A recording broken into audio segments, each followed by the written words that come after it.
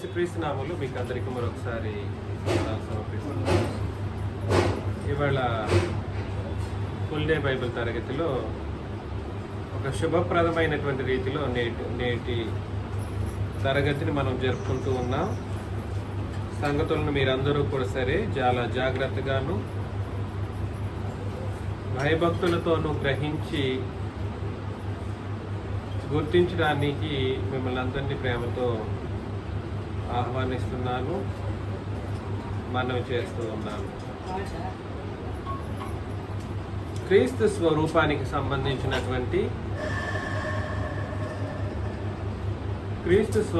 సంబంధించినటువంటి ప్రాముఖ్యమైనటువంటి విషయాలు చాలామందికి అర్థం కాకపోగా మన సంఘంలో ఉన్నవాళ్ళు ప్రతి ఒక్కరూ ఆయన గురించినటువంటి విషయాన్ని ఎటువంటి కోణంలోనూ తప్పుగా అపార్థం చేసుకోవటానికి వీలు లేకుండా ఉండడం కొరకు మీకు ఈ సంగతులు నేను తెలియజేస్తూ ఉన్నాను. అందులో ప్రాముఖ్యంగా యేసు ప్రభువు యొక్క స్వరూపము ఒక రూపం కాదైంది. ఏం చెప్పాను? యేసు ప్రభువు యొక్క స్వరూపం ఒకటి కాదు. ఆయన యొక్క స్వరూపం సందర్భాన్ని బట్టి ఉంటుందన్నమాట. సందర్భాన్ని బట్టి సందర్భాన్ని బట్టి అనిపించినప్పటికీ ఆయన అనేక రూపాలు కలిగినవాడు. చాలామంది యేసు ప్రభువుని గురించిన ఆలోచన చేసినప్పుడు ఒక బొమ్మ మనకు ఇప్పటి వరకు అనేకులు ఏం చేసుకుంటుంటారు చెప్పండి? ఒక చింపిరి జుట్టు వేసినట్లుగా ఆ ఒక మొహము, మగ మనిషి ముఖం, ఒక గెడ్డం ఉన్నట్టుగా, దానికి ఒక గుండె బయట వేలాడుతున్నట్టుగా, ఇట్లాంటి ఒక రూపాన్ని చాలామంది పెట్టుకొని అది నిజమైన స్వరూపం అనుకుంటూ దానికి మొక్కుబడులు చేసేవాళ్ళు అనేకులు, కోకొల్లలు. క్రీస్తు సంఘాలు అనుకున్న వాళ్ళలో కూడా సరే అనేకులు ఇలాంటి ఆలోచన కలిగిన వారిగా మనం చూస్తూ ఉంటాం. కానీ యేసు ప్రభు యొక్క స్వరూపము అటువంటి రూపం కాదు అన్నది మీరందరూ గుర్తించాలి. క్రైస్తవులు యేసు ప్రభు యొక్క రూపాన్ని ఎలా అర్థం చేసుకోవాలో మనకు అత్యంత ప్రామాణికమైనటువంటి విషయాలను ఎక్కడ మాత్రమే చూడగలమని అంటే కేవలం క్రొత్త నిబంధనలు మాత్రమే చూడగలం. ఆయన స్వరూప స్వభావాలు ఎక్కడ చూడాలి? క్రొత్త నిబంధనలో చూడాలి. ఆయన స్వరూపం ఎలా ఉంది అని పాత నిబంధనలో మనం గుర్తించడానికి ఆయన ప్రయత్నం చేసామనుకోండి, ఆయన శరీర రూపం మాత్రమే ఇలా ఉంది, అలా ఉన్నాడని చెప్పడానికి అవకాశాలు ఉంటాయి. కానీ పాత నిబంధనలో కూడా సరే యేసు ప్రభు యొక్క శరీర రూపాన్ని చూసిన వాళ్ళు ఎవరైతే ఉన్నారో ఆయన్ని ఏమని మాత్రమే గుర్తించగలిగారని అంటే మనుషునిగా గుర్తించారు. ఏమని గుర్తించారు? అదే మనలాగనే ఉన్నాడుగా. ఎలా ఉన్నాడు? మనలాగనే ఉన్నాడు, ఒక మనిషి రూపంలోనే ఉన్నాడు, రక్త మాంసములు కలిగిన వాడిగా ఉన్నాడు. ఆ తర్వాత గెడ్డం ఉంది, తర్వాత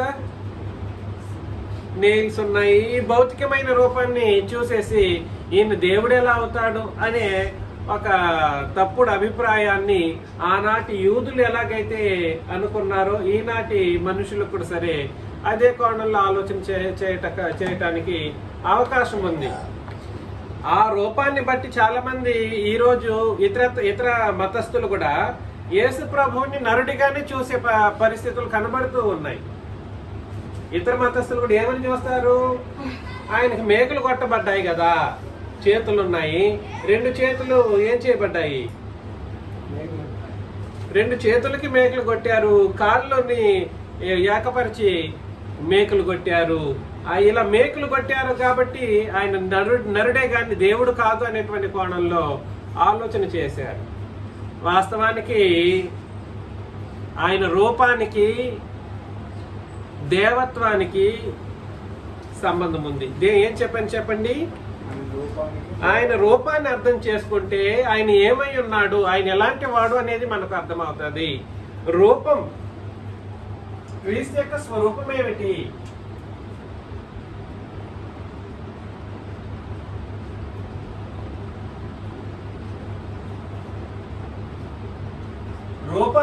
స్వరూపాన్ని మనం ఆలోచన చేసినప్పుడు ఆయన ఎలాంటి వాడో మనకు అర్థమవుతుంది.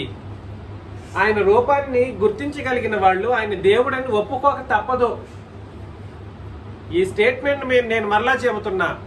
యేసు ప్రభువు యొక్క రూపాన్ని అర్థం చేసుకున్న వాళ్ళు ఎవరైతే ఉంటారో, నిజంగా అర్థం చేసుకున్న వాళ్ళకి ఆయన నిజముగా దేవుడు అని నమ్మక తప్పదు. ఈ మధ్యకాలంలో ఈ all India church of Christ వాళ్ళందరంతా ఒక చోట కూడుకున్నారంట. ఒక చోట కూడుకొని యేసు ప్రభు దేవుడు వీళ్ళు కూడుకున్నది all India church of Christ అని కూడుకున్నారు. అందులో ఆ రోజు గొడవ వచ్చి ఏం చేశారంట, ఒక గుంపు ఏమో యేసు ప్రభు దేవుడు అని నమ్ముతామన్నారంట. ఒక గుంపు యేసు ప్రభు దేవుడు కాదు, ఆయన దేవుని కుమారుడు అని నమ్ముకొని ఆ రోజే విడిపోయారంట. దేవుడు కాదు, దేవుని కుమారుడు అని. కానీ నిజానికి ఇరువురికి దేవుడని ఒప్పుకున్న వాళ్ళకి, దేవుడు కాడని చెప్పిన వాళ్ళకి దీన్ని బట్టి మనకి ఏం అర్థం అవ్వాలంటే ఆయన స్వరూపం ఏమిటో తెలియని పరిస్థితులు ఉన్నాయి అనేది మనం గ్రహించాలి. ఆయన రూపాన్ని అర్థం చేసుకున్న వాళ్ళు ఆయన్ని ఏమని అర్థం చేసుకుంటారంటే ఖచ్చితంగా దేవుడు అని అర్థం చేసుకోవడంతో పాటుగా ఆయన దేవుడు అని విశ్వసించక తప్పదు. ఖచ్చితంగా నమ్మాలి ఆయన దేవుడు. ఎందుకు నేను ఆ మాట అంటున్నానంటే, మీరు నేను అనుకుంటే అది అసాధ్యం. ఫిలిప్పీలకు రాసిన పత్రిక 2వ అధ్యాయంలో 6-7 వచనములను మనం చదివినప్పుడు, ఫిలిప్పి పత్రిక 2వ అధ్యాయం 6-7 వచనాలను చదివినప్పుడు ఆయన దేవుని స్వరూపము కలిగిన వాడయ్యుండి, చూడండి అక్కడే చెప్పేశాడు ఎవరి యొక్క స్వరూపమైంది, దేవుని యొక్క స్వరూపం. ఎవరి స్వరూపం అది? ఆయన స్వరూపము దేవుని స్వరూపం అంట.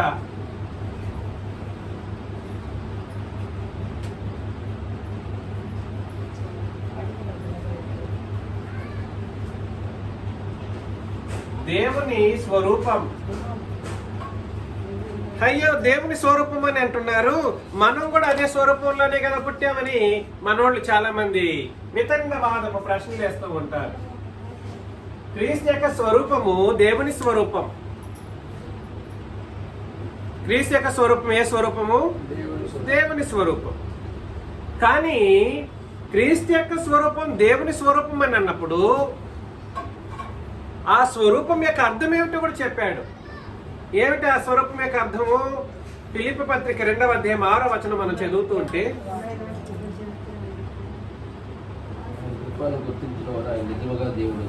చదవండి 2:6. ఆయన దేవుని స్వరూపం కలిగిన వాడయ్యుండి దేవునితో సమానముగా ఉండట విడిచిపెట్టకూడని భాగ్యమని ఎంచుకొనలేదు. అక్కడ ఉంది చూడండి.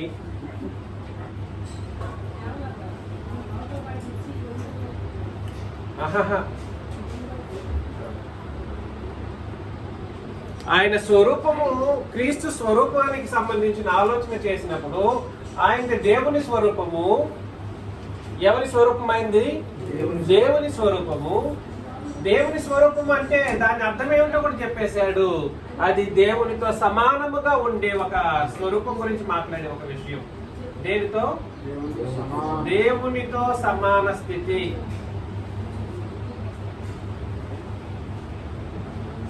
దేవునితో సమానముగా ఉండుట విడిచిపెట్టకూడని భాగ్యమని ఎంచుకొనలేదు, దాని మనుషుల పోలికగా పుట్టి. ఎవరి పోలికగా? మనుషుల పోలిక. మనుషుల పోలికగా పుట్టి దాసుని స్వరూపం. ఏ రూపం ఇది? మనుషుని పోలిక. ఎవరి స్వరూపం అది? దాసుని స్వరూపము ధరించుకొని తన్ను తానే రిక్తునిగా చేసుకొనెను అని అన్నాడు. అంటే దీని అర్థం ఏమిటి చెప్పండి? క్రీస్తు స్వరూపం అనేది రెండు కోణాల్లో చెప్పబడింది. ఒకటేమో దేవుని స్వరూపం, రెండవది మానవ స్వరూపం. దేవుని స్వరూపం అన్నప్పుడు దాని అర్థం ఏమిటంటే దేవునితో సమానమైన స్వరూపం కలిగి ఉండడం అన్ని విషయాల్లో. దేవుని క్రీస్తు యొక్క రూపం అనేది దేవుని స్వరూపం అనే ఆలోచన చేసినప్పుడు దేవునితో సమాన స్వరూప స్థితిని తెలియజేస్తుంది. రెండవది ఏంటి? యేసు ప్రభు యొక్క స్వరూపం మనుషుల పోలికగా ఉంటే అది దేవునితో సమాన రూపమా? కాదు. అది మరి ఏ రూపం? అది దాసుని స్వరూపం అంట. దాసుని స్వరూపం చెప్పాడా? అలాగే ఉందా వచనం? మరలా చెప్తున్నాను. యేసు ప్రభు యొక్క రూపాలు 2 రూపాలు ఉన్నాయి. ఒకటేమో దేవుని స్వరూపము, రెండవదేమో మనుషుని స్వరూపం. దేవుని స్వరూపం అనే మాట దేన్ని సూచిస్తుందనంటే యేసు ప్రభువుది దేవునితో సమాన స్థితిని తెలియజేసే ఒక రూపము. అర్థమవుతుందా? అదే విధానంలో ఆయన యొక్క మనుషుల పోలికగా పుట్టినటువంటి మానవ స్వరూపం దేన్ని తెలియజేస్తుందని అంటే దాసుని స్వరూపాన్ని తెలియజేస్తుంది. అంటే దేవునితో సమాన స్థితి కాదు. యేసు ప్రభువు మనిషిగా పుట్టినప్పుడు ఎవరితో సమానుడు కాడు? దేవునితో సమానుడు కాడు. మనిషిగా పుడితే ఎవడు కూడా సరే దేవునితో సమానుడు కాలేడు. అవుతాడా? ఇప్పుడు ఒక మనిషిని తీసుకెళ్ళి దేవుడిగా ఉన్నాడని చెప్పడానికి అవకాశం ఉంటుందా? ఉండలేదు, కుదరదు అది. అందుకని నేనేం చెప్పడానికి ప్రయత్నం చేస్తున్నానంటే యేసు ప్రభు యొక్క 2 స్వరూపాలు ఉన్నాయి. ఒకటేమో దేవుని స్వరూపం. దాని అర్థం ఏమిటంటే తండ్రి అయిన దేవునితో సమాన స్థితి లేదా సమాన స్వరూపాన్ని తెలియజేస్తుంది. 2 ఆయన యొక్క రూపం ఏమిటి? మానవుల రూపం లేదా మనుషుల పోలిక. దాని అర్థం ఏమిటి?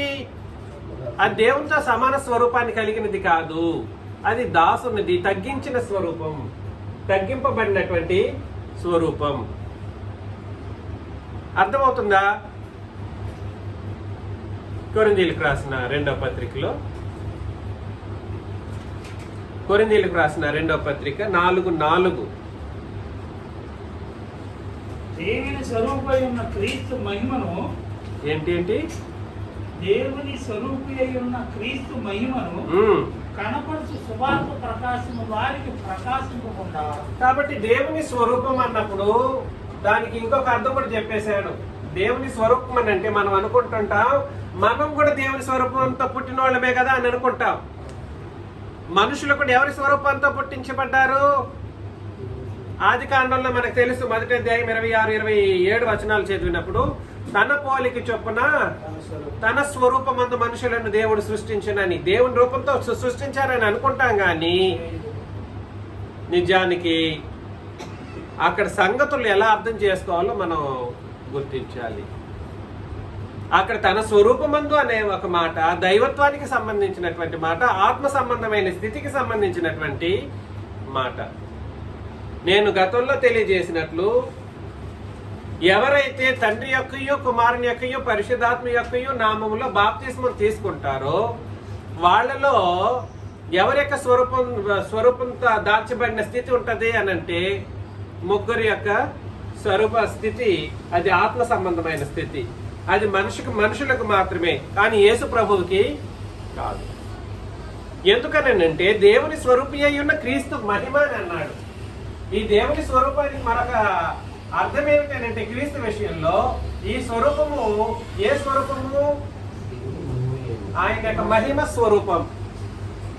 క్రీస్తు మహిమను కనపరిచే సువార్త ప్రకాశము వారికి ప్రకాశింపకుండా నిమిత్తము ఈ యుగ సంబంధమైన దేవత అవిశ్వాసులైన వారి మనోనేత్రములకు గుడ్డితనం కలుగజేసెను అని అన్నాడు అన్నమాట. అంటే అర్థమేమిటి? యేసు ప్రభు నిజముగా దేవుని స్వరూపం కలిగిన వారు. ఏ స్వరూపం కలిగిన వారు? దేవుని స్వరూపం అని అంటే 2 కోణాల్లో ఇక్కడ మరలా ఆలోచన చేస్తాం. ఏం చెప్పాను? దేవుని స్వరూపాన్ని 2 కోణాల్లో ఆలోచన చేస్తాం. ఒకటి సాక్షాత్తు తండ్రి అయిన దేవుని యొక్క స్వరూపము, రెండవది ఒక దేవుడు అన్నవాడు ఎలా ఉండాలో ఆ రూపం. ఏం చెప్పాను చెప్పండి?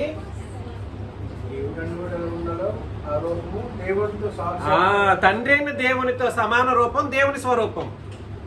అది దాంతో పని లేకుండా ఎవరెవరైతే దేవునితో ఎవరినైతే దేవుడు అని పిలవగలుగుతామో ఆ రూపాన్ని కలిగిన వాడు యేసుప్రభు. రెండు కోణాల్లో దేవుని స్వరూపాన్ని మనం అర్థం చేసుకోవాలి. ఏం చెప్పాను? దేవుని స్వరూపం అంటే రెండు కోణాల్లో అర్థం ఏమిటి? ఒకటేమో తండ్రి అయిన దేవుని యొక్క స్వరూపం కలిగిన వాడు. అర్థమవుతుందా? ఎవరి యొక్క స్వరూపము? తండ్రి అయిన దేవుని యొక్క స్వరూపం కలిగిన వాడు. రెండవదేమో దేవుడు అని ఎవరినైనా పిలవగలగాలనంటే ఆ రూపం ఎవరిలో ఉందనంటే యేసు ప్రభువులో ఉంది. అంటే దేవత్వపు స్థితిని కలిగి ఉన్నవాడు, దేవత్వపు స్థితిని, దేవత్వపు రూపాన్ని కలిగిన వాడు, దేవుని స్వరూపం కలిగిన వాడు. అందుకని ఇక్కడ చెప్పబడిన దేవుని స్వరూపి అయి ఉన్న క్రీస్తు మహిమను కనపరచు సువార్త అని అన్నప్పుడు ఇక్కడ చెప్పబడుతున్నటువంటి సందర్భం ఏమిటంటే యేసు ప్రభు యొక్క రూపము ఏ రూపము? నిజముగా ఈ తండ్రితో సమాన రూపం కలిగిన వారి రూపం మాత్రమే కాదు, ఆయనలో ఏముందని అర్థం? దేవత్వపు రూపం ఉంది. ఏ రూపం ఉంది? 2 కొరింథీ 4:4-28. దేవుని స్వరూపి అయి ఉన్న క్రీస్తు మహిమను కనపరచు సువార్త ప్రకాశము వారికి ప్రకాశింపకుండానట్లు. అంటే దేవుడి యొక్క రూపము, దేవుడు ఎలా ఉంటాడు అని అంటే ఎవరిని చూడాల్సిన అవసరం వస్తుంది అంటే యేసు ప్రభువుని చూడాలి. అంటే యేసు ప్రభువుని చూస్తున్నప్పుడు ఆయన ఏమని మనం చూడాల్సిన అవసరం వస్తుంది? మనోనేత్రాలతో చూడాలి యేసు ప్రభువుని. ఈ నేత్రాలతో కాదు. ఈ నేత్రాలతో చూడవలసిందంతా ఏమిటి? భౌతికమైనవి. ఈ నేత్రాలతో ఏదో ఒక బొమ్మను చూడొచ్చు. ఈ నేత్రాలతో దేన్ని చూడొచ్చు? యేసు ప్రభు అనుకున్న ఏ బొమ్మనైనా మనం చూడొచ్చు, సిలువను చూడొచ్చు, ఇంకేదైనా చూడొచ్చు. ఆ నేత్రాలతో చూసేది కాదు. మరి ఏ నేత్రాలతో చూసేది? మనోనేత్రాలతో చూసేది. అది ఏ రూపము? దేవుని స్వరూపము. అంటే యేసు ప్రభువుని చూస్తున్నప్పుడు ఆయనలో నువ్వు ఏం చూస్తున్నావు? ఎలా చూస్తున్నావు? యేసు ప్రభువుని చూస్తున్నప్పుడు ఆయనలో దేవుని స్వరూపము, అది ఆయన నా దేవుడు అనే రూపాన్ని నువ్వు చూడాల్సిన అవసరత నీకు ఉంది. ఆ పద్ధతి తెలియకపోతే అపవాది ఏం చేస్తాడంటే చెప్పండి, ఈ యుగ సంబంధమైన దేవత అవిశ్వాసులైన వారి మనోనేత్రాలకు గుడ్డితనం కలుగు చేస్తాడు. యేసు ప్రభువులో నువ్వు చూడాల్సిన రూపం ఏమిటంటే దేవుని స్వరూపాన్ని చూడాలి. ఏ రూపాన్ని చూడాలి? దేవుని స్వరూపాన్ని చూడాల్సింది పోయి ఆయన రూపాన్ని చూడకుండా మనోనేత్రాలతో చూడాల్సిన రూపాన్ని చూడకుండా ఆ దేవత్వపు స్థితిని అర్థం చేసుకోకుండా ఎవరెవరైతే యేసు ప్రభువులో దేవత్వాన్ని చూడట్లేదో, నా దేవుడని గ్రహించట్లేదో వాళ్ళందరి యొక్క నేత్రాలు ఇప్పుడు అపవాది చేత పొడుగుబడి ఉన్నాయి. మనోనేత్రాలు ఏం చేయబడి ఉన్నాయి? వాళ్ళ మనోనేత్రాలు. ఇంక నీకెందుకు? ఆయన ప్రకాశం నీకు అర్థం కావట్లేదు. నువ్వు నేను ప్రకాశించగలమా? మానవులు ప్రకాశిస్తారా? ప్రకాశించలేరు. అందుకని యేసు ప్రభు యొక్క స్వరూపము 2 కోణాల్లో ఆలోచన చేయాలి. ఒకటేమో తండ్రిని దేవునితో సమాన స్వరూప స్థితి. రెండవది ఆయనలోనే ఏముంది? దేవత్వపు స్వరూపం ఉంది. ఆలోచన చేయండి. కొలసి పత్రిక 1వ అధ్యాయం 15వ వచనం కూడా చదివినప్పుడు, కొలసి పత్రిక 1వ అధ్యాయం 15వ వచనం, ఆయన అదృశ్య దేవుని స్వరూపి అయి, ఏంటంటే ఆయన అదృశ్య దేవుని స్వరూపి. 3వ మాట చెప్పాడు, ఆయన రూపము అదృశ్య దేవుని స్వరూపి.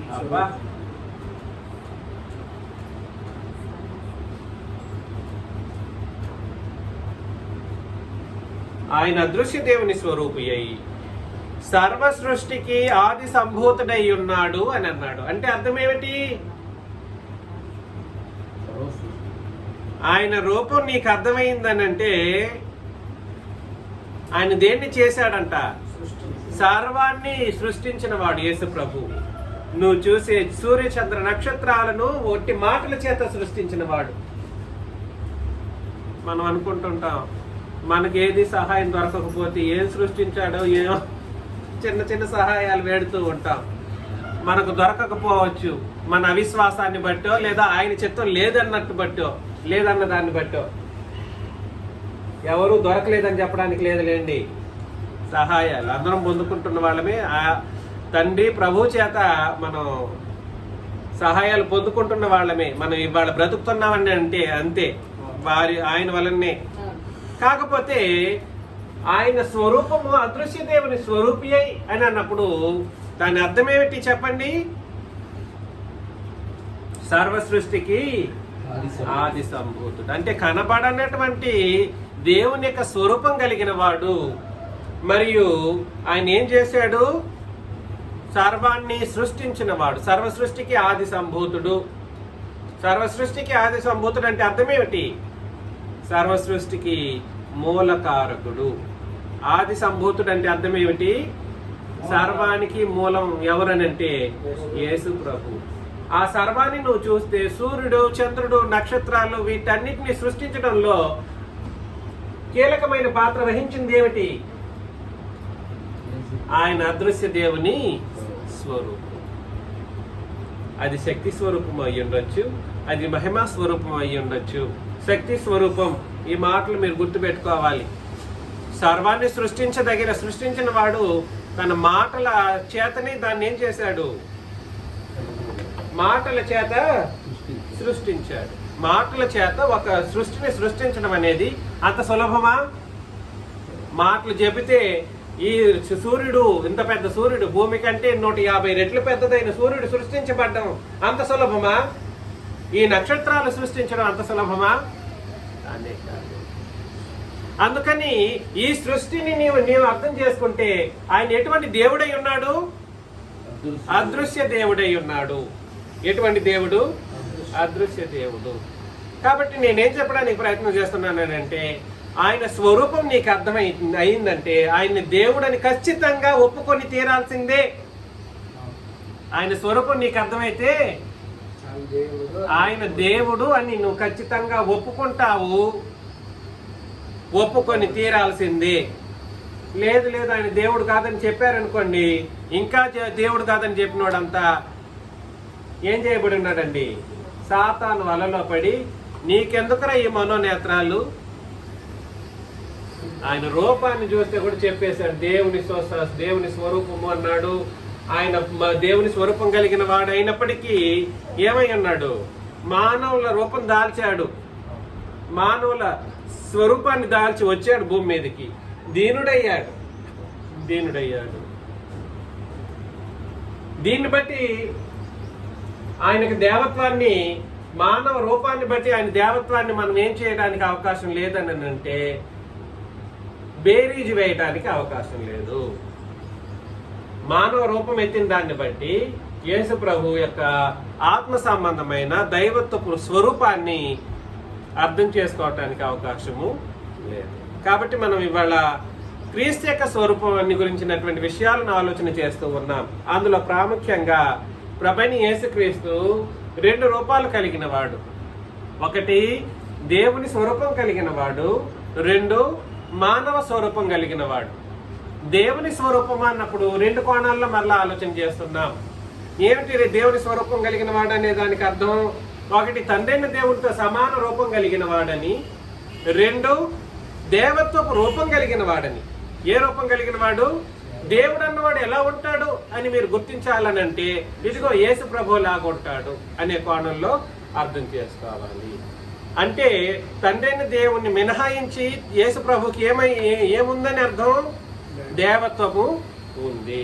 అంటే ఆయన యొక్క రూపం, ఈయన యొక్క రూపం సమాన రూపము అనేది మీకు అర్థం కావాల్సిన అవసరత ఉంది. ఇంకో మాట ఏమైనా ఆలోచన చేసేమనంటే, ఆయన సాక్షాత్తు ఆ తండ్రైన దేవుడు ఉన్నాడు కదా, ఆయన అదృశ్యుడు అన్నాడు కదా, ఆయన యొక్క రూపంతో సమాన రూపం కలిగిన వాడు, అదృశ్య దేవుని స్వరూపి అయి ఉన్నందుకు ఆయన ఏమై ఉన్నాడంట? సర్వ సృష్టికి ఆది సంభూతుడై ఉన్నాడు. సర్వాన్ని సృష్టించిన వాడు దేవుడు కాదా? ఎలాగా? సర్వాన్ని అరే అదృశ్య దేవుని స్వరూపి అని అన్నాడు. సర్వాన్ని సృష్టించాడు అన్నాడు. ఇంకను నేను దేవుడు కాదని నువ్వు అంటే నిన్నేమనాలి? ఏమనాలి చెప్పండి? దాన్ని ఏమన్నా నువ్వు చదువుకున్నావా, గాడిదలు కాసావా అని అంటారు నాలంటోడు. అయితే నువ్వేమన్నా అక్కడ గాడిదలు కాసేసి వస్తున్నావు, చదువుగావా లేదంటే ఇంకేమన్నా ఇది చేసావా? అర్థమవుతుందమ్మా? వచనం చదవండి మరొకసారి. ఇది యేసు ప్రభు కాదని అన్నాడు అనుకోండి, మళ్ళా అట్లాంటి వాడిని సాతాను బాగా వాడుకుంటున్నాడని అర్థం అనమాట. ఇది ఈ వచనాన్ని కూడా యేసు ప్రభు కాదనే వాళ్ళు చాలా మంది తయారయ్యారు. ఎందుకనంటే తండ్రిని దేవునికి స్వరూపానికి సమాన రూపం ఉంది, అదేవిధంగా సర్వసృష్టికి ఆది సంభూతుడు అని చెప్పేశాడు కదా, ఇది యేసు ప్రభు కాదంటాడు వీడు గెలవడం కోసం. యేసు ప్రభు కాదా? అస్సలు ఈ మనుషుల్ని ఏమనాలో నాకు అర్థం కావట్లేదు. తిరిగి 20 సంవత్సరాల ఎక్స్పీరియన్స్ అంటాడు, బైబిల్ 30 సంవత్సరాలు 50 సంవత్సరాలు అంటారు. ఆయన రూపం తెలియకుండా ఏమిరా ఇన్నాళ్ళు ఏం కార్యాలు చేశారా మీరు? What did you do?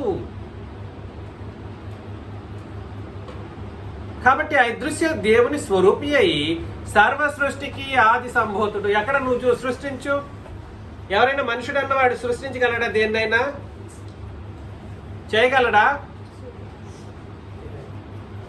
సృష్టిస్తాడా? ఆయన సృష్టించిన వాడిని పట్టుకొని నువ్వు దేవుడు కాదని అంటే దాన్ని ఏమనాలో మీరు ఆలోచన చేసుకోండి. అలాంటి వాడిని బుద్ధిహీనుడు అంటారు, అజ్ఞాని అంటారు, సాతాను కుమారుడు అని అంటారు. ఆ తర్వాత ఇంకేమంటారో అది ఎవరి ఆలోచనకి వాళ్ళు నేను వదిలేస్తా ఉన్నాను. ఎంత దారుణంగా ఉంది ప్రపంచం కదండి. దీనికోసం పేరు మాత్రం యేసు క్రీస్తు సంఘం అని పేరు పెట్టుకొని తిరిగి క్రీస్తుని దేవుడు కాదనుకుంటూ, క్రీస్తుని అవమానిస్తూ, అపవాది యొక్క పిల్లలుగా కార్యాలు చేసుకుంటూ భూమి మీద బ్రతికేటువంటి గుంపు మన మధ్యలో కోకొల్లలుగా తయారయ్యాయి. మీకందరికీ నేను హెచ్చరించే విషయాన్ని మీరు జాగ్రత్త పడండి. ఆయన చేసిన సృష్టిని బట్టి మీరు ఆలోచన చేసినప్పుడు ఆయన ఏమై ఉన్నాడని మీరు ఖచ్చితంగా ఒప్పుకోవాల్సిన అవసరం ఉంది. హెబ్రీలకు రాసిన పత్రిక, ఇది మనం అనేక సార్లు ఆలోచన చేశాం. హెబ్రీలకు రాసిన పత్రిక 1వ అధ్యాయం 3వ వచనం. చూసారా? ఆయన దేవుని మహిమ యొక్క తేజస్సు, తండ్రిని దేవుని మహిమ యొక్క తేజస్సు, ఆయన తత్వం అంటే తండ్రి తత్వం యొక్క మూర్తిమంతమునై ఉండి తన అనగా యేసు ప్రభు ఆయన మహత్తు గల మాట చేత సమస్తాన్ని నిర్వహించుచు. చూడండి ఇది ఎంత అసలు ఇదంతా మనం రాస్తేనైనా మీకు ఎవరికైనా బుద్ధి వస్తుందో లేదా ఆలోచన చేయండి. ఆయన క్రీస్తు గురించి చెప్తున్నాడు. ఒక విషయం ఏంటి చెప్పండి? మొదటిది దేవుని మహిమ యొక్క అంటే తండ్రి అయిన దేవునితో సమానమైన మహిమ కలిగిన వాడు. ఏ మహిమలో? తండ్రితో సమానుడు. అలా దాని అర్థం మహిమ యొక్క తేజస్సు. ఆయన తత్వం యొక్క మూర్తిమంతమునై 2 ఆయన తండ్రి తత్వం ఏదైతే ఉందో దానికి మూర్తి అంటే అర్థం ఏమిటి? తండ్రి తత్వానికి రూపం ఇచ్చారనుకోండి, ఆయన క్యారెక్టర్కి ఆయన లక్షణానికి ఒక రూపం ఇస్తే ఎవరిలా కనబడుతుందంట? యేసు ప్రభులా కనబడతాడు. మూర్తిమంతమునై ఉంది.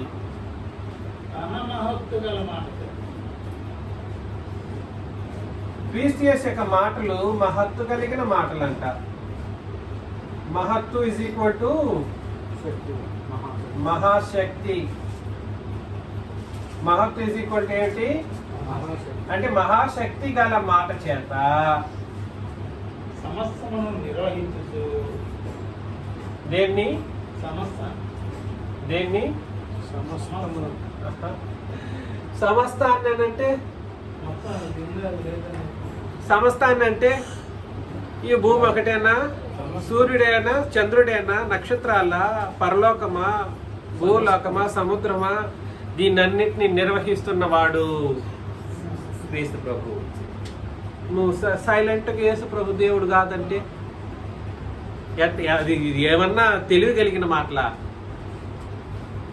సమస్తాన్ని నిర్వహించేవాడిని చూసి నువ్వు దేవుడు కాదని చెప్పడానికి అవకాశం ఉందా? సృష్టించి సమస్తాన్ని నిర్వహించి. తర్వాత 3వ మాట చెప్పండి, 4వ మాట. పాపము విషయంలో శుద్ధీకరణ తానే చేసి. మనుషుల పాపాలు పోగొట్టడానికి కూడా పాపముల విషయంలో శుద్ధీకరణము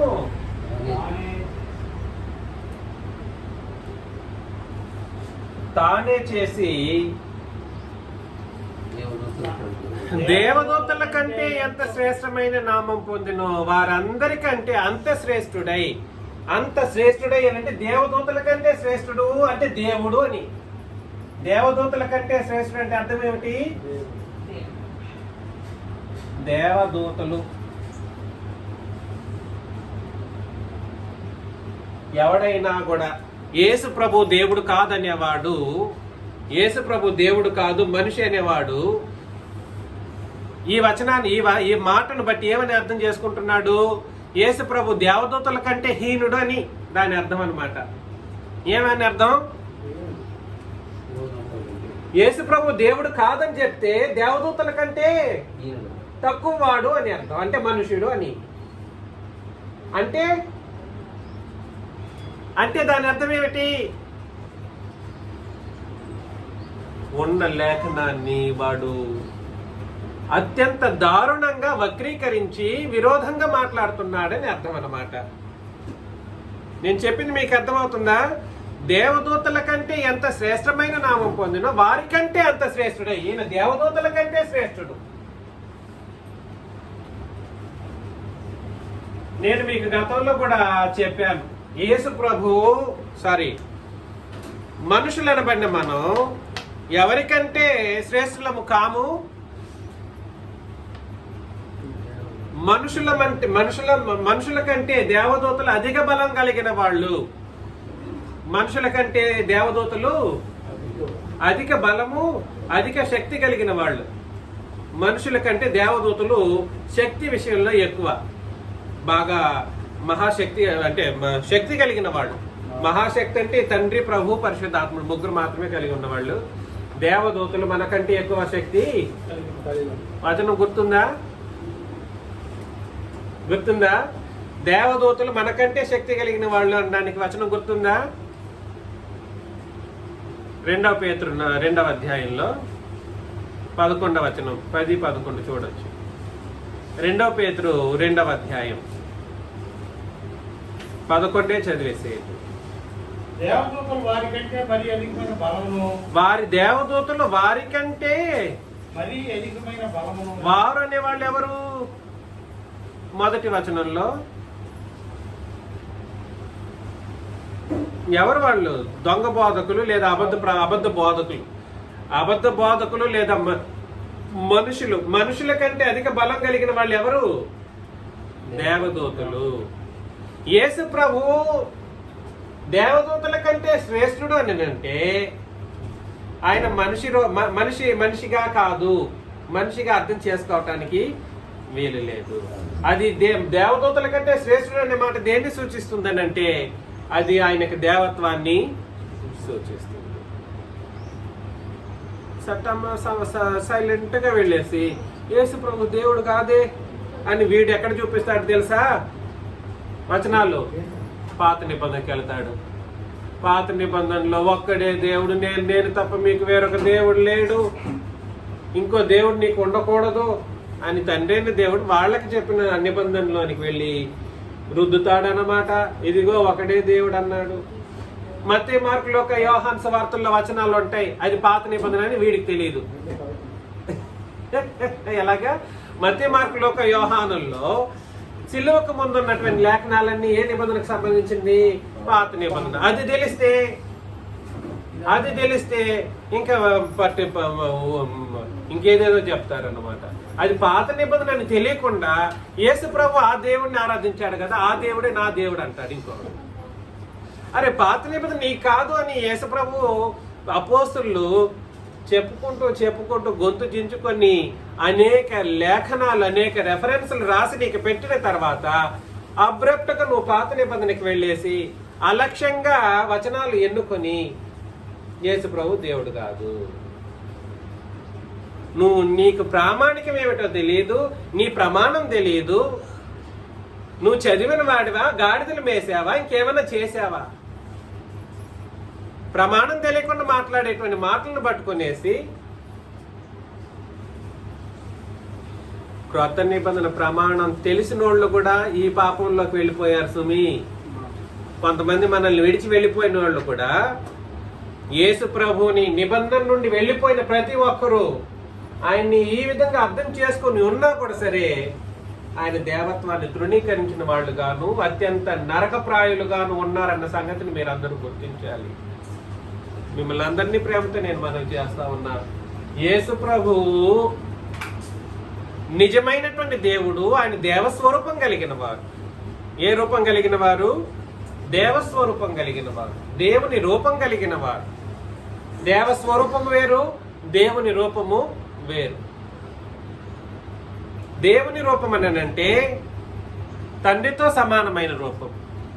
దేవస్వరూపం అంటే తనకు తానుగా ఒక రూపాన్ని కలిగి ఉండటం. కాకపోతే రెండు సమానమే, రెండు ఒకే రూపమే. తనకు తానుగా దేవుడు, అదేవిధంగా తండ్రితో సమానుడు. తనకు తానుగా దేవుడు అనేది ఏంటి? దేవస్వరూపము. అదేవిధంగా వ్యక్తిగత ప్రత్యేకతను సూచించే దేవత్వ స్వరూపము యేసుప్రభువుకు ఉంది. అదేవిధంగా దేవుని స్వరూపం అనే మాట దేవునితో సమాన స్వరూపాన్ని తెలియజేసేటువంటి మాట మరొకటి ఉంది. ఇది మీకు అర్థమైతే, ఆయన ఏమేమి చేశారో నీకు నిజముగా అర్థమైతే ఆయన దేవుడిని ఒప్పుకోక తప్పదు. ఏమని?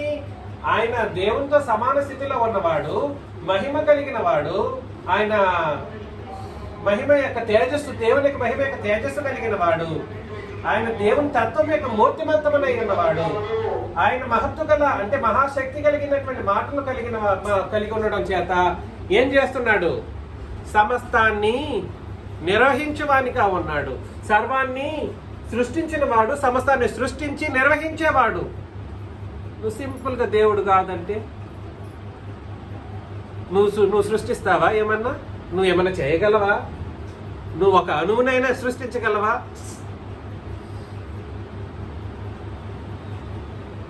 అర్థమవుతుందా? ఆయన సమస్తాన్ని సర్వమును సృష్టించిన వాడు.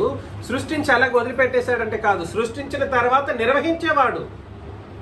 సృష్టించడం వేరు, నిర్వహించడం వేరు. సృష్టించి నిర్వహించడం అంటే అర్థమేమిటి?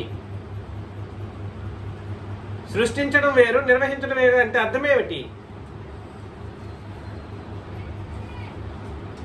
సృష్టించే ఎవరైనా కూడా ఏదైనా ఒక వస్తువు, ఒక ఉదాహరణకు భూమిని తండ్రిని దేవుడు లేదా ప్రభుని యేసుక్రీస్తు సృష్టించారు. భూమిని సృష్టించేసి అది బాటుకు అది వదిలేశాడా? దాన్ని వదిలేశాడా? లేదు. దాంట్లో ప్రతిదీ ఏర్పాటు చేసే ఒక కార్యక్రమం. మానవ మనుగడను కాపాడేది ఎవరు? యేసు ప్రభు. నిర్వహించడం అంటే అర్థం ఏమిటి? ప్రతి దానిని కాపాడువాడు అని. నిర్వహించడం అంటే అర్థం ఏమిటి? నువ్వు ఇవాళ తినడానికి నీ దగ్గర వచ్చింది, ఎక్కడి నుండి వచ్చింది నీకు తిండి? నువ్వు కష్టపడి పని చేసేసాను అంటుంటావేమో. నిర్వహించడం అని అంటే నీ తిండితో దాగా నీకు నీళ్లు, నీకు వర్షము, నీకు ఆయుష్, నీలో ఆయుష్ ఉంచిన వాడు. అర్థమవుతుందా? నీలో ఆయుష్ ఉంచిన వాడు, నీకు ఆహారం పెట్టేవాడు, ప్రతిదీ జరిగించే దాన్ని ఏమంటారంటే నిర్వహించడము. సృష్టించి వదిలిపెట్టేలేదు యేసు ప్రభు. సృష్టించి వదిలిపెట్టేలేదు. మరి సృష్టించి ఏం చేస్తున్నాడు? సమస్తమును నిర్వహిస్తున్నాడంటే నీ ఊహలు కూడా అందనివి నిర్వహించబడుతూ ఉన్నాయి. సముద్రంలో చేపలు ఎలా పట్టుకొస్తున్నాయి నీకు తెలుసా? దాన్ని నిర్వహించే వానికి తెలుసు. సముద్రం ఎంత పెద్దదో నీకు తెలుసా? నీకు తెలియదు. అది ఎంత లోతో నీకు తెలుసా? అది ఎంత మహత్తరమైనటువంటి స్థితిగతులను కలిగి ఉన్నాయి తెలుసా? నువ్వు సింపుల్ గా ఆయన నిర్వహించే వాడిని పట్టుకునేసి దేవుడు కాదని అంటే అది సాధ్యమా? ఎంత అబద్ధము. అదేవిధంగా ఆయన పాపముల విషయంలో శుద్ధీకరణ, పాపాలు పోవాలంటే ఎవరి దగ్గరికి రావాలి? ఒక మనిషిని దగ్గరికి వెళ్ళేసి నన్ను క్షమించండి, నీ పాపాలు పోతాయా? ఆయన దేవుడు కాబట్టి నీ పాపాలకు ఏమయ్యాడు? నేను పాపాలని క్షమించేవాడిగా ఉన్నాడు. అది ఆయన దేవత్వపు స్థితి. పాపాలను పట్టుకునేసి పాపాలు పోవాలని అంటే దేవుడు కాకుండా పాపాలు పోతాయి నీకు? ఎవరెవరో ఏదేదో బొమ్మలు పెట్టుకునేసి ఇది మా దేవుడు, మా పాపాలు పోతాయి అని చెప్పేసి అక్కడికి పోతారా లేదా? పాపాలు పోవాలని అంటే ఎవరికి తోచిన దేవుడు వాళ్ళు ఏర్పాటు చేసుకుని వాళ్లే వెళుతున్నారు. లోకంలో వాళ్లే పాపాలని క్షమించేవాడు ప్రభువైన యేసుక్రీస్తు దేవుడు కాదని నువ్వు ఎలా చెప్పగలవు? పాపాలని క్షమించి నిన్ను శుద్ధీకరణం చేసి తానే శుద్ధీకరణం చేస్తూ ఉన్నవాడిని పట్టుకొని నువ్వు దేవుడు కాదనంటే కుదురుతుందా? లోకంలో ఉన్న హిందువులు లేదా ముస్లింలు వీళ్ళే వాళ్లకు తోచిన దేవుడు పాపహరణ కోసం వెళుతున్నామని వెళుతా ఉంటే మా పాపాలు క్షమించబడతాయని వాళ్ళు వెళుతున్నారు. ఎవరిని వెళుతున్నారు? దేవుడు కానివ్వండి అనుకునే వాళ్ళు వెళుతారు. దేవుడు కాదనే వెళ్తారు వాళ్ళు. దేవుడు అని కదా వాళ్ళ పాపాలు పోతాయని కదా అక్కడ వాళ్ళనే వెళ్తున్నది. వాళ్ళ నయం కదా నీకంటే. యేసు ప్రభుని దేవుడు కాదని, నీ పాపాలను క్షమించేవాడు, నీ పాపముల కొరకు రక్తం పెట్టినవాడు, ఆయన దేవుడు కాదని నువ్వు వింటావేంటి? వాళ్ళకంటే ఎవరు మేలు? ఏ హిందువో ఏ విగ్రహారాధికులో పర్లేదు అనిపిస్తుంది. ఎందుకనంటే వాళ్ళు నమ్మిన దాన్ని పాపహరణ కొరకు వెతుకుతూ వెళుతూ ఉన్నారు. చెన్నై నుండి నడుచుకుంటూ వస్తారు తిరుపతికి. మా సైడ్ అయితే నడుచుకుంటూ చార్య అంటే రథం లాంటిది ఒక పెద్దది తోసుకుంటూ వెళ్తున్నారు. అంత దూరం, దాదాపు 300 కిలోమీటర్ల దూరంలో. పాపాలు పోవాలనంట దాని అర్థం. పాపాలు పోవాలని అంత పనులు చేసుకుంటూ వెళ్తా ఉన్నావు. నువ్వేం చేసావు? నువ్వేమి చేయవు. నువ్వే మరి చేయకపోగా నీ పాపాలు క్షమించే కోణంలో పనిచేసిన ఆ మహాదేవుడిని పట్టుకుని దేవుడే కాదనేస్తావి అంత సులభంగా. ఇది ఎంత అజ్ఞానం కదండి. వాళ్ళ మేలు కదండి, వాళ్ళ మేలు. వాళ్ళు నమ్మినవాడు పాపాలు క్షమిస్తాడని వాళ్ళు ఆ కార్యాలు చేసుకుంటూ వెళ్తా ఉన్నాడు. నీకేమి తెలుస్తుంది? నీకేమి ఆయన గురించి తెలుసుకోకుండానే నువ్వు దేవుడు కాదని అంటే దాని అర్థమేమిటి? నీకు జ్ఞానం లేదనా? నువ్వు చదువుకున్న చదువులు నిజంగా చదువు కాదనా? లేదా అపవాది నిన్ను కళ్ళు నీ మనోనేత్రాలను ఏం చేశాడని పొడి చేశాడు. నీకు గురుడి నీకు అలాంటోడే దేవుడు అవుతాడు సాతాను. పాపాలు పోగొట్టే వారిని పట్టుకునేసి ఆ మహాదేవుడిని పట్టుకొని దేవుడు కాదంటావా? దేవదూతల కంటే శ్రేష్ఠుడు అంటే అర్థమేమిటి? దేవదూతలే మనుషుల కంటే బలం ఎక్కువ కలిగిన వాళ్ళు. దేవదూతల కంటే ఆయన శ్రేష్ఠుడు అంటే ఆయన దేవుడు అని అర్థం అన్నమాట.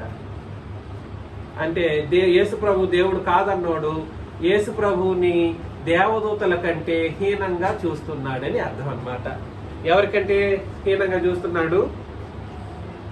యేసు ప్రభు దేవుడు కాదన్నోడిని వాడు దేవదూతల కంటే ఏం చేస్తున్నాడు? హీనుడిగా చేస్తున్నాడు. దేవదూతల కంటే తక్కువ వానిగా చూస్తూ ఉన్నాడు. దేవదూతల కంటే తక్కువ వాడంటే ఎవడు? మనిషి. దేవదూతల కంటే తక్కువ వాడంటే ఎవడండి? మనిషి. మనం 2వ అధ్యాయంలో కూడా అనేక సార్లు చదివాం. ఆయన దేవదూతల కంటే తక్కువ వానిగా చేయబడ్డారే కానీ దేవదూతల కంటే తక్కువ వాడు ఆయన కాడు. చేయబడ్డం అంటే అర్థం ఏమిటి? మానవ రూపం ఎత్తడం. మానవ రూపం ఎత్తినోడు ఎవడైనా కూడా సరే దేవదూతల కంటే తక్కువ వాడు. నువ్వు ఆయన దేవత్వాన్ని తృణీకరిస్తే యేసు ప్రభుని ఏమని అర్థం చేసుకుంటున్నావు?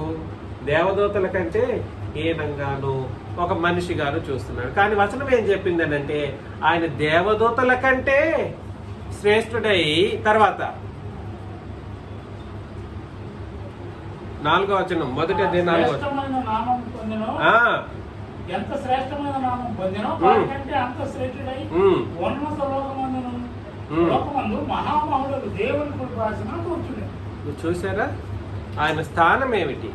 దేవునితో సమానమైన స్థానం. ఉన్నత లోకంలో పరలోకంలో వెళ్ళి కూర్చున్నాడంట దేవునితో సమానంగా వెళ్ళి. నువ్వు సడన్ గా ఆయన దేవుడు కాదు అంటే కుదిరేది అది సడన్గా చెప్పొచ్చు అట్లాగా. దేవుడు కాదు, నాకు దేవుడు కాదు, నీకు దేవుడు కాదు, నాకు దేవుడు. ఇది ఏమన్నా ఆటలా?